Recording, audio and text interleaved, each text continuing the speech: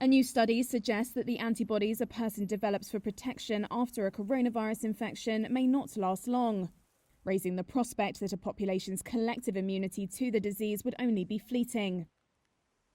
Scientists at Imperial College London tracked antibody levels in the British population following the first wave of coronavirus infections in March and April, and discovered they declined rapidly over the summer.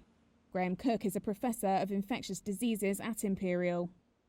So the main change we saw between these three rounds of the survey was that the proportion of people testing positive fell from 6% in the end of June and July through to August, where it was 4.8%, and then 4.4% in September.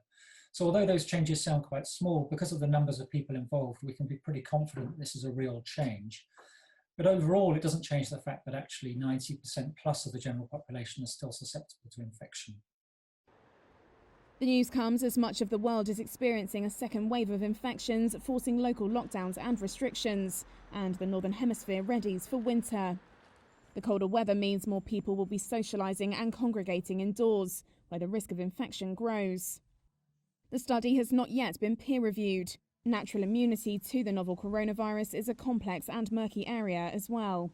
But researchers do say the experience of other coronaviruses also suggests that immunity might not be enduring.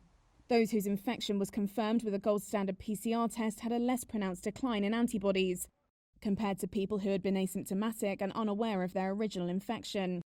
There was no change in the levels of antibodies seen in healthcare workers, which could be due to repeated exposure to the virus.